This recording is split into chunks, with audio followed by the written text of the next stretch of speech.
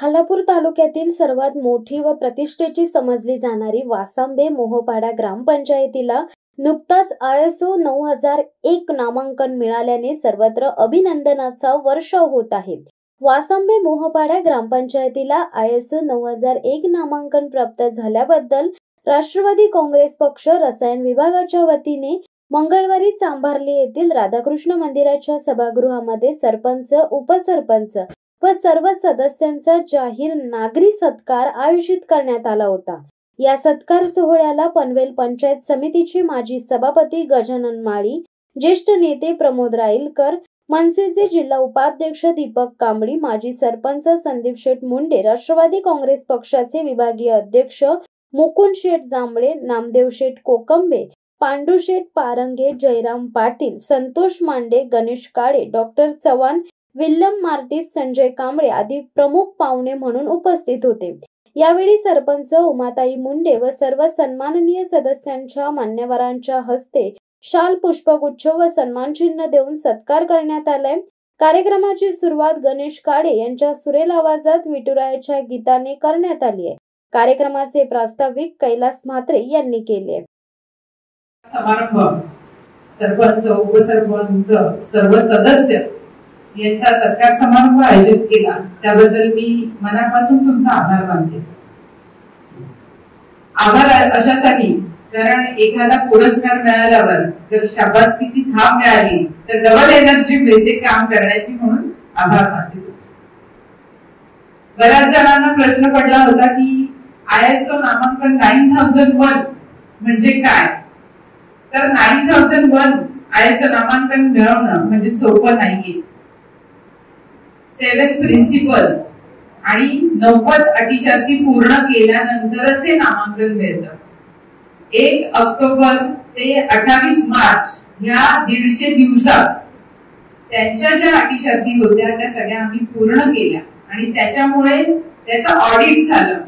Audit करताना सुद्धा एक मिडल ऑडिट होतं।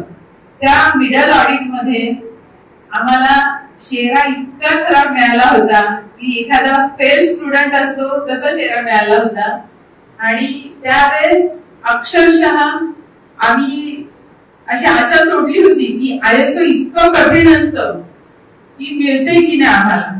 पण परत डबल पोस्टिंग आम्हाला सुरुवात केली आणि त्याच्यामध्ये सगळ्या सदस्यांनी महत्वाचं म्हणजे इतकं सहभाग दाखवला प्रत्येक गोष्टीमध्ये।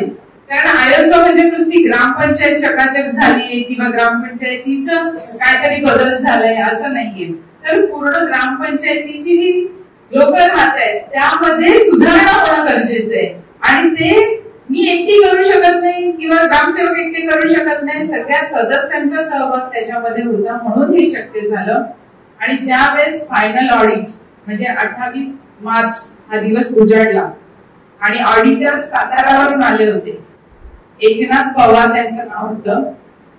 ते जेव्हा आले आणि त्यांनी पूर्ण रजिस्टर दिवसभर पूर्ण ऑडिट केलं आणि जाताना जो शेरा दिला आम्हाला तो इतका सुंदर होता। जाताना त्यांच्या सांगतेच्या भाषणातच त्यांनी अनाउन्स केलं की ISO नामांकन तुम्हाला मिळाले म्हणून।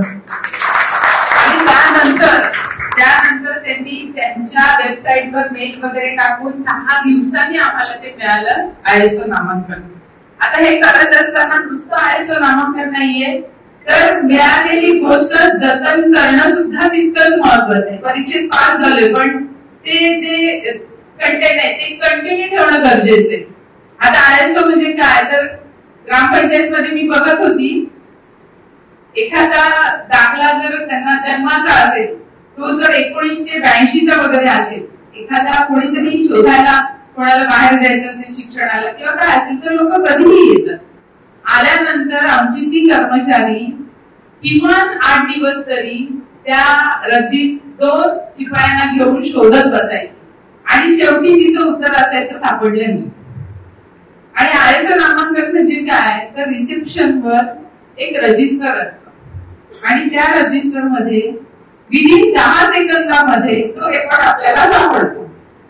त्या रिसेप्शन वरूनच ते सांगणार की अमुक अमुक रॅक मध्ये 10 नंबरचं बुक काढा, त्याच्यामध्ये ही नोंद आहे। त्याला म्हणतात ISO नामांकन। आज 1956 ला ग्रामपंचायत ग्रामपंचायत स्थापन झालीये तेव्हापासून आजपर्यंतचा एक कागद आणि कागद बाइंडिंग करून आज ठेवलेले आहे जतन करून. आणि ह्या पुढे सुद्धा ती प्रोसेस चालूच राहणार आहे, थांबणार नाही, यापुढे चालूच राहणार आहे, जेणेकरून ग्रामपंचायतीच्या दप्तराचं जतन होईल आणि कुठलीही गोष्ट कोणालाही हवी असेल तर मिळेल. प्रत्येक गोष्ट करत असताना आव्हानं असतात. शिवसत्ता टाइम्ससाठी आनंद पवार, रसायनी. दे धडक बेधडक वृत्त देणाऱ्या आपल्या शिवसत्ता टाइम्स न्यूज चॅनलला लाल बटन दाबून सबस्क्राईब करा आणि बेल आयकॉनला क्लिक करायला विसरू नका.